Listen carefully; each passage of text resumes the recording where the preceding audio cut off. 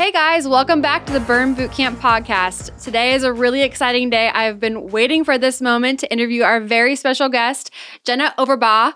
Did I say that right? Yes. Jenna Overbaugh. She's here. She is a member at Burn Boot Camp Waukesha, but she's also a counselor who specializes in OCD and anxiety, which I know a lot of us deal with. I know personally I've talked with her about just some of my anxiety issues. So I'm really excited to kind of deep dive into what she can teach us and help us kind of progress forward. So Jenna, will you give a little introduction about yourself, please? Yes, thank you so much. I'm super excited to be here.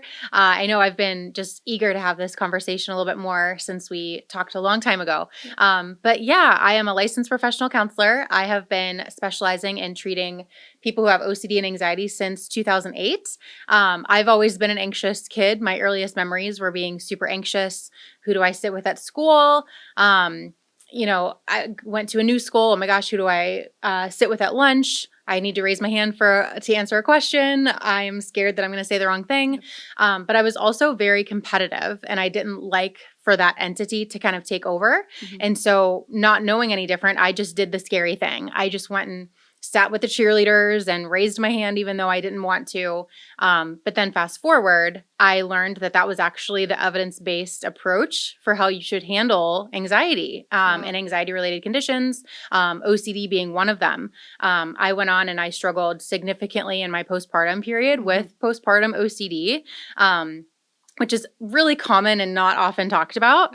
Burn was a really, really special part in that whole entire journey. Just me getting better, me improving, all of that stuff. So it's really, really special to be here. That's awesome. I know when we first started our conversations, we talked a lot about how what we do in the gym is actually really helpful for anxiety and people who have anxiety.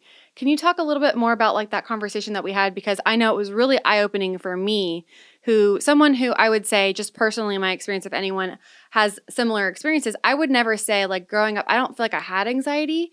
I would say my anxiety has come up more since I've had kids. Mm-hmm. I don't know if that's normal because you have, I guess, more things that you're thinking about. I'm not really sure, but I've definitely experienced more and more anxiety as I've gotten older. And I also do realize that like the gym helps me feel better. So can you lean into that a little bit? Yeah. And it is really common, right? Like anxiety tends to focus on and exacerbate when we have a lot of things that we are responsible for. So totally makes sense when you have kids, right? Like what are you more responsible for in the world than your kid? Right. It also latches on to what is most important to us, where we're not willing to take those stakes that we take every day, right? Like I got in the car with an Uber driver today and I wasn't 100% sure that I was going to make it here today, but I took those bets, right? Like what can you do? You have to live your life. But when it comes to those things that are really, really important to you, like your kids, for instance, or whatever it might be for somebody, when you're not willing to take those risks, that's where you start to get anxiety and where you start to become obsessive or compulsive and disordered mentally in a lot of ways. And so the things that we learn in the gym, right? Like going for that 30-inch box jump when you're used to the 24 or, trying for that push-up when you are used to doing it on your knees and that's your safe zone, right? Like going for the things that are scary. That's what it takes to get better and to improve and to really break free from OCD and anxiety.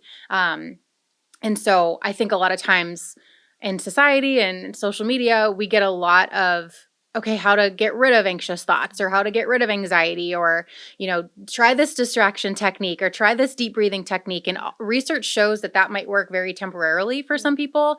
And it's not to say that, like exercising when you're anxious is a bad thing or, I journal, I meditate, I try to do deep breathing here and there. But when you do it urgently and desperately, to get rid of those uncomfortable emotions, it actually just sends the message to your brain that that's bad and anxiety is bad and I can't handle being anxious. So if we can just allow those things to be there while continuing to do the things that scare us, while we continue to do the things that are aligned with our values rather than fear, then we're going to have a great life and we're going to have happy emotions. We're going to have not so happy emotions. We're going to have everything because that's life. That's so interesting. I also didn't know when before I met you that OCD and anxiety were kind of hand in hand. Like, can you talk through like why, I guess, if you're not in this space, why you would think that, and then like how that they come together, because I Mhm. think that's super interesting. So OCD is one of the most misrepresented and misdiagnosed conditions. I think a lot of times people think that OCD is just about cleanliness and perfectionism and fear of germs, and that can definitely happen.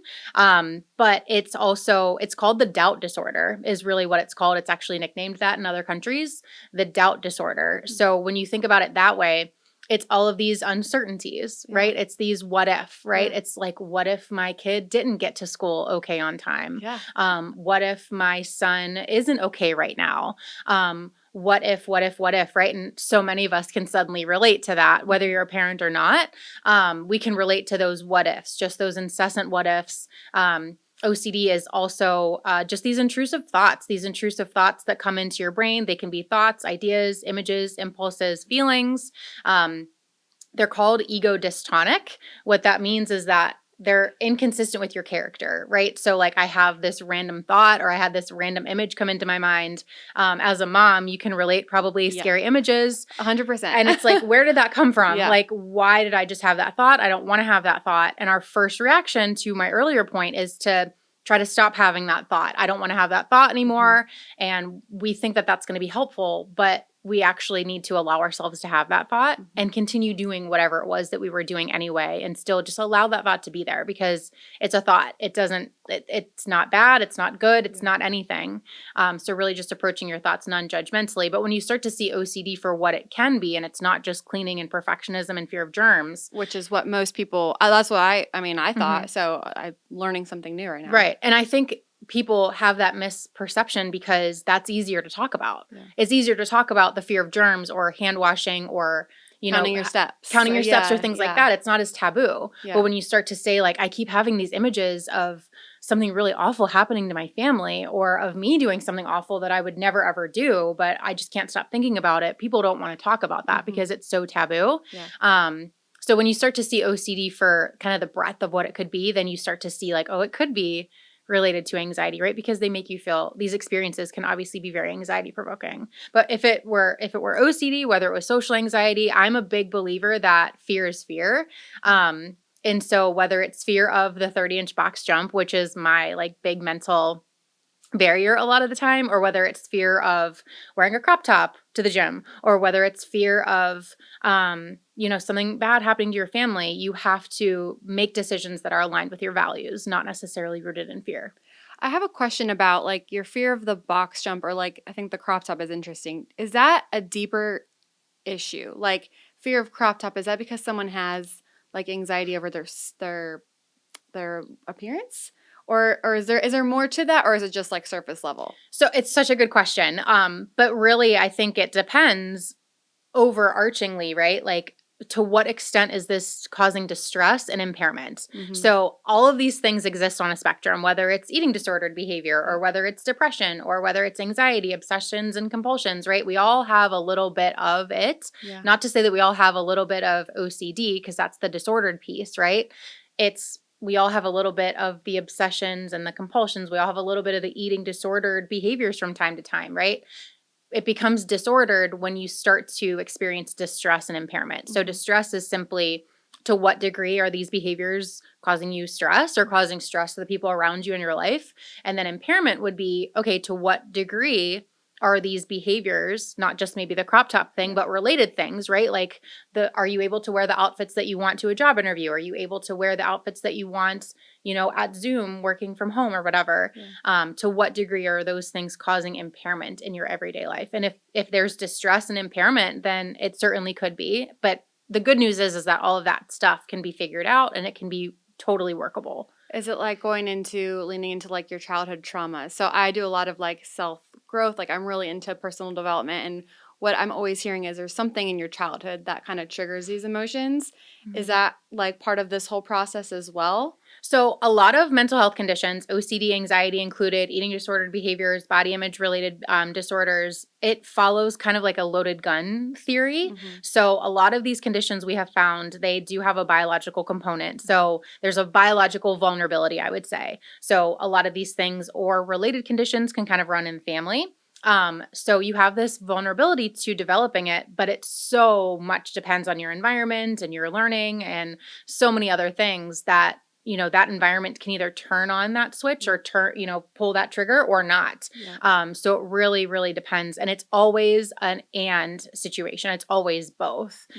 So there might be something, there might be lots of things throughout childhood that you've seen or that you've witnessed or that have been modeled to you either overtly or kind of behind the scenes, but it's everything. And I always tell people, right? Like if you started smoking because of peer pressure 20 years ago Yep. and now you want to stop smoking, we need to get you to stop smoking before we had there might come some level of validation or appreciation from understanding where all of that came from. And as a therapist, I totally get it, right? Like it provides that closure for us, but you still have to address the problem, right? And that's where a lot of my work comes in. I do a lot of work in helping people, okay, like, yes, that is scary. And it totally makes sense why that would come to be, to provide people that validation and that closure. But then we have to do something about it, right? So now if you want to wear the crop top, how do we make that a goal for you that's challenging and manageable? How do we take those behavioral steps forward? That's so interesting. I've never heard that like analogy before about stopping smoke. So it's kind of, it's very interesting. Another question I have is it the way that you were kind of brought up or like biologically, that's a word, the way that you deal with it. So you said as a child growing up, you were leaning into fear, and then you later found out in your studies that that's actually how you overcome OCD and anxiety. There's people out there that maybe that's just not something that they know how to do. Like I think I'm probably similar to you where I lean into it, not all the time, but I feel like I'm like right in the middle. What causes like that? Is it just your upbringing or is it biological? Like I think it's something that can definitely be fostered. I call it tenacity. Other people like in the research, I think they would maybe call that more like willingness, like the willingness to experience discomfort. To get really nerdy, it's actually a term called psychological flexibility. Okay. So that's that. It's a term. It's a term taken from acceptance and commitment therapy, or ACT, which is a cognitive behavioral intervention and cognitive behavioral therapy. But psychological flexibility refers to this concept of, do you have the willingness to experience discomfort and still move forward and do the things that you need to do and want to do in your life? And they've done so much research on psychological flexibility, which is kind of synonymous with willingness, right? Like the willingness to hold space for however it is that you feel, like the anxiety to come in here and record a podcast or the anxiety to fly or whatever it is. Can you hold space for that in your body, in your mind, and still move forward and do the things that you want to do in your life? So it's not something that everybody is born with, right? I think that some people can definitely have that be modeled and they're maybe off to a better start, but I think it also helps so much to have the education behind it, right? Like just to understand, that it is good to challenge yourself. And I think there are probably lots of people out there who might have tried the deep breathing when they're anxious, or they've tried to stop having these anxiety provoking thoughts, or they've tried to, distract from these negative emotions, and they keep trying and trying and trying, and it's not working. And that's not a you problem. It's just not how you're supposed to be doing it.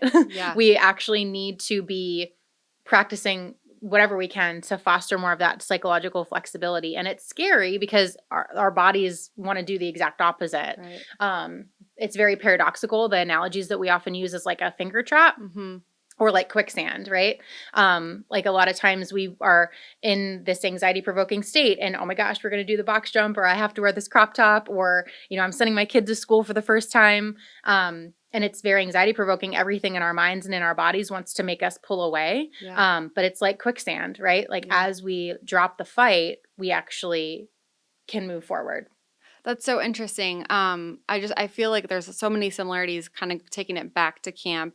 And I am one of those people that I appreciate camp because it pushes me outside of my comfort zone. When you're saying getting uncomfortable, I don't know if your trainers say this, but get comfortable being uncomfortable. Something we say, Bird Nation, you probably have heard that before too.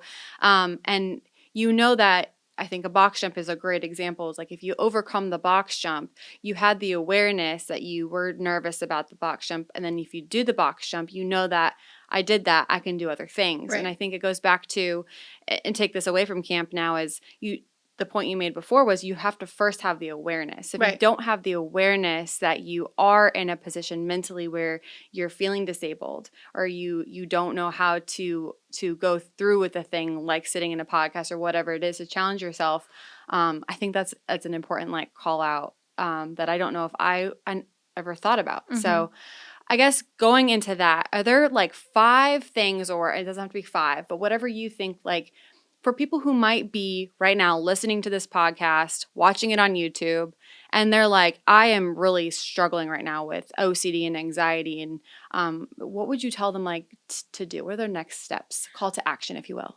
I am always a huge believer that psychoeducation is half the battle. Like, there are lots of really great podcasts out there. There are lots of really great just informational sources out there. Just make sure that you're getting it from evidence-based sources and empirical research versus kind of like, there are lots of good therapists on social.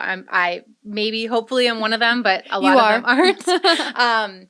So just make sure that you're getting the right information. The right information can just make you have that feeling of like, oh my gosh, it's not just me. I'm not going crazy. Yeah. I think so many people have that experience if you have anxiety or these intrusive thoughts. Like, we think that we are kind of going crazy and we're the only ones who experience these things. And it takes like listening to that podcast or reading that article, like, oh my God, it's not just me. Like, oh my God. And like the whole world of opportunity and hope and optimism opens up for you at that point.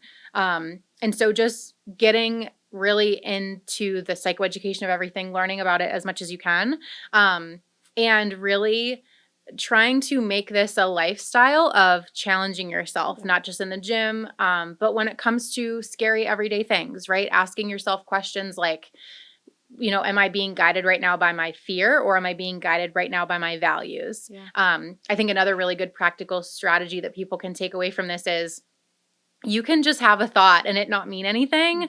I it's like so ingrained in me because this is everything that I've done like my whole life. But I tell people that sometimes and they're like astounded. Yeah. They really don't. They've never like had that epiphany before that you can just have a thought and it doesn't have to mean anything. Yeah. I just had that epiphany. So yeah, our brains are so complex, and I know there's tons of like quick facts out there about how many thoughts we have every day, like 60,000 or something ridiculous. I think of our brains as like these phenomenal, insane Amazon warehouses that just have like so many different things happening, right? Like so many packages and so many directions and so many workers. Something is bound to go wrong. Yeah. Like something is bound to go wrong. Yeah. And it doesn't necessarily mean that you're a bad person. It doesn't necessarily mean that you are not going to get that box jump just because you thought that you couldn't, right? A thought can just be a thought. And it doesn't have to be good. It doesn't have to be bad. It doesn't have to be your responsibility. It doesn't have to mean anything about you. It can literally just be a thought and you don't have to follow it. So when you're sitting there and you're scared about something and you have this thought like, oh my gosh, I shouldn't go for the box jump, or I'm not ready to do this on my toes yet. That can literally just be a thought. Yeah. You don't have to listen to that. And so I would take that as an opportunity to really evaluate, like, what would my values do? And that would lead me to probably my final strategy, which is I always encourage people to do what's good for you 5 years from now. Like, that is actually the definition of self-compassion. I think a lot of times we confuse and we're told that self-compassion is like, oh, everything is going to be okay. You got it. Like, everything is going to be fine. You don't have to do this, right? Self-compassion is doing what's good for your future self. Yeah.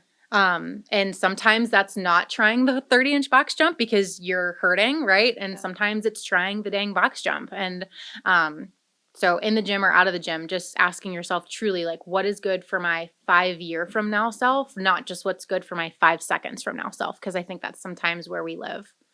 Dang.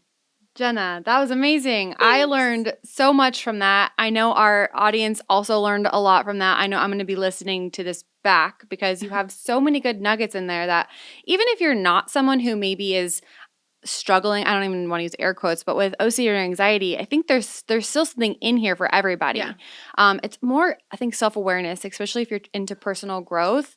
This was such a valuable conversation. I thank you so much for being here. Thank you. Guys, follow Jenna. Can you tell us how we can follow you? Yes. So I am on Instagram mostly at jenna.overbaugh. You can find me there. DM me, say hi. I'm super excited to chat with you guys. Yeah. And if you're in the Waukesha area, check out Burn Boot Camp Waukesha and go work out with Jenna. But if you're not, You can follow us on all the social media, Burn Boot Camp, I think across all of our social. And then we also have podcasts. So make sure you're subscribing and you're following us on YouTube. Thank you so much. We're going to take us out like we always do. 2 claps on 2. 1, 2. Boom.